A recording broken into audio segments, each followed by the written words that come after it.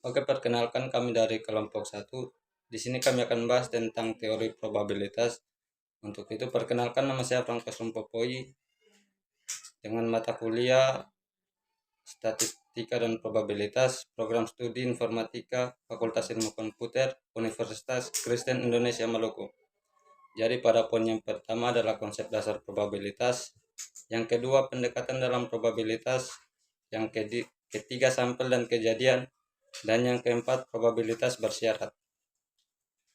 Yang pertama, konsep dasar probabilitas. Jadi secara umum probabilitas adalah cabang matematika yang mempelajari kemungkinan suatu peristiwa yang terjadi.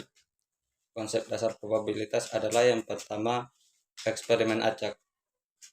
Probabilitas berhubungan dengan eksperimen acak yang menghasilkan berbagai hasil yang tidak dapat diprediksi dengan pasti. Yang kedua, ruang sampel. Ruang sampel adalah semua kemungkinan hasil dari eksperimen acak. Contohnya pada pelemparan koin, ruang sampelnya adalah kepala dan ekor. Yang ketiga, kejadian. Kejadian adalah suatu subhimpunan dari ruang sampel. Contohnya pada pelemparan koin, muncul kepala, adalah subhimpunannya kepala. Dan yang keempat, probabilitas. Probabilitas adalah ukuran dari kemungkinan suatu kejadian yang terjadi. Jadi probabilitas dapat dihitung dengan rumus PA sama dengan jumlah kejadian A atau jumlah total kejadian dalam ruang sampel, di mana PA adalah probabilitas kejadian A. Iya, yang kedua pendekatan dalam probabilitas. Ada dua pendekatan dalam probabilitas, yaitu yang pertama pendekatan klasik.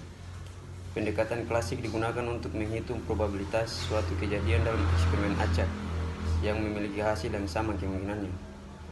Probabilitas dihitung dengan rumus P dalam kurung A sama dengan kejadian A per jumlah total kejadian dalam ruangan sampel. Pendekatan klasik ini hanya dapat digunakan pada eksperimen acak yang memiliki hasil yang sama kemungkinannya. Yang kedua, pendekatan frekuensi relatif. Pendekatan ini digunakan untuk menghitung probabilitas suatu kejadian dengan menghitung frekuensi kejadian tersebut dalam sejumlah besar percobaan. Probabilitas dapat dihitung dengan rumus P dalam kurung A sama dengan A per jumlah total percobaan. Pendekatan frekuensi relatif ini dapat digunakan pada eksperimen acak yang hasilnya tidak sama kemungkinannya. Kedua pendekatan ini dapat digunakan untuk menghitung probabilitas tergantung pada jenis eksperimen acak yang dilakukan. Namun pendekatan frekuensi relatif lebih sering digunakan karena lebih mudah dan lebih relevan dalam eksperimen yang lebih kompleks. Di sini saya akan membahas tentang sampel dan kejadian. Sampel dan kejadian adalah konsep penting dalam probabilitas. Sampel adalah himpunan semua kemungkinan hasil dari suatu eksperimen acak. Contohnya pada pelemparan koin, sampelnya adalah kepala ekor. Kejadian adalah suatu subhimpunan dari sampel. Contoh pada pelemparan koin, kejadian muncul kepala adalah himpunan kepala. Probabilitas bersyarat adalah probabilitas suatu kejadian A terjadi jika kita telah mengetahui bahwa kejadian B telah terjadi.